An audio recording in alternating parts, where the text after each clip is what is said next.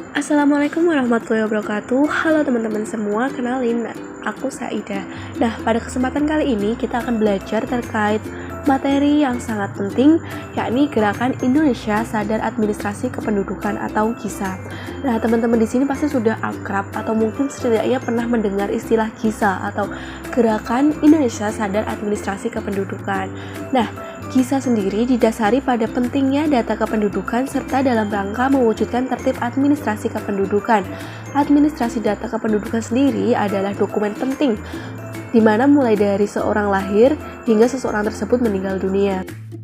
Nah, berikutnya mengapa sih data kependudukan itu sangat penting untuk dimiliki oleh seluruh masyarakat?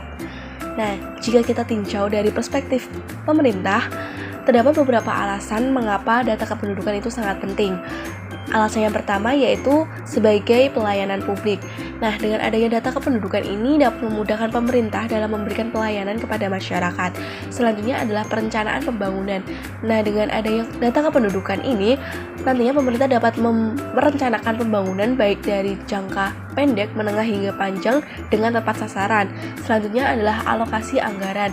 Dengan data kependudukan yang tepat atau sesuai, alokasi anggaran pemerintah juga nantinya dapat sesuai. Selanjutnya adalah pembangunan demokrasi. Nah, dengan adanya data kependudukan yang selalu update dan diperbarui tersebut, nantinya dapat memudahkan pemerintah dalam hal pemilu misalnya, nanti dapat diketahui berapa masyarakat Indonesia dan berapa hak suara yang nantinya dapat diperoleh. Selanjutnya adalah penegakan hukum. Nah, dengan adanya data kependudukan ini dapat digunakan sebagai sarana pemerintah untuk menegakkan hukum. Selanjutnya adalah pencegahan tindak kriminal. Nah, dengan adanya data kependudukan yang memadai, tentunya untuk mencegah tindakan kriminal itu dapat lebih mudah karena setiap terjadinya tindakan kriminal nantinya dapat lebih mudah ditelusuri siapa orangnya dan identitas dirinya seperti apa. Kemudian, jika kita tinjau dari perspektif masyarakat terkait alasan mengapa data kependudukan itu sangat penting. Nah, yang pertama yaitu sebagai bukti pengakuan negara bagi warganya.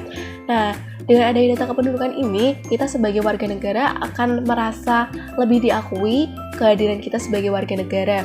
Selanjutnya, sebagai bukti identitas diri. Nah, data kependudukan ini dapat menunjukkan siapa identitas kita.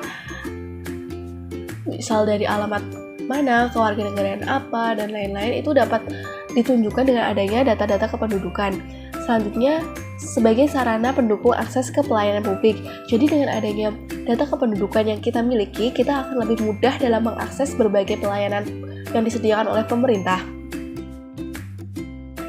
Terdapat beberapa produk administrasi kependudukan, diantaranya yaitu akta kelahiran, kartu identitas diri, baik KTP maupun KIA, selanjutnya kartu keluarga, buku pernikahan, hingga akta kematian. Nah, di sini terdapat beberapa persyaratan dalam membuat data-data kependudukan seperti yang disebutkan sebelumnya. Nah, untuk persyaratan yang pertama yaitu persyaratan pembuatan akta kelahiran. Nah, dalam membuat akta kelahiran terdapat beberapa persyaratan yang harus kita penuhi.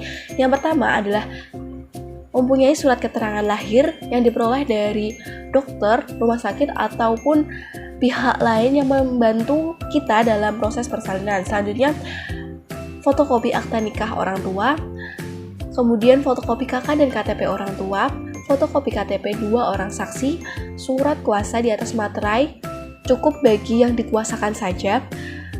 Kemudian untuk orang asing, membawa fotokopi surat keterangan tempat tinggal atau SKTT orang tua dan fotokopi paspor. Selanjutnya, terkait persyaratan pembuatan kartu identitas anak atau KIA, yakni seseorang yang berusia 0 hingga 17 tahun kurang 1 hari, kemudian membawa akta kelahiran, membawa KTP asli kedua orang tua, membawa kartu keluarga asli, dan yang terakhir yaitu untuk orang asing membawa fotokopi paspor dan izin tinggal tetap. Nah, kemudian terkait persyaratan pembuatan kartu tanda penduduk atau KTP, di antaranya yaitu telah berusia 17 tahun atau sudah kawin atau pernah kawin, membawa fotokopi kartu keluarga, membawa surat pengantar dari RT atau RW, membawa fotokopi akta kelahiran, membawa surat keterangan pindah, datang dari luar negeri yang diterbitkan oleh instansi. Selanjutnya adalah persyaratan pembuatan kartu keluarga. Nah, di antaranya yaitu membawa surat pengantar dari RT atau RW, kemudian fotokopi buku nikah, dan yang terakhir adalah membawa surat keterangan pindah datang. Selanjutnya terkait persyaratan pembuatan buku nikah. Nah, terdapat beberapa di antaranya yaitu surat keterangan nikah model N1, surat keterangan asal-usul model N2, surat persetujuan mempelai model N3, surat keterangan tentang orang tua model N4, surat pemberitahuan kehendak nikah model N7, bukti imunisasi TT1 dan TT2, pas foto 3x2, bagi janda atau duda melampirkan surat kematian suami atau istri model N6. Selanjutnya terkait persyaratan pembuatan akte kematian, yakni yang pertama adalah membawa keterangan kematian dari rumah sakit, kemudian membawa surat kematian dari desa, membawa KTP dan KK yang bersangkutan, akte kelahiran yang bersangkutan, fotokopi akte kelahiran ahli waris, fotokopi surat nikah, dan fotokopi KTP 2 orang saksi. Baik, itu saja yang dapat saya sampaikan. Satu pesan buat teman-teman semua, mari kita tertibkan gerakan Indonesia Sadar Administrasi Kependudukan dengan kepemilikan dokumen-dokumen kependudukan untuk mewujudkan Indonesia yang jauh lebih baik. Sekian yang dapat saya sampaikan, kurang lebihnya mohon maaf. Wassalamualaikum warahmatullahi wabarakatuh.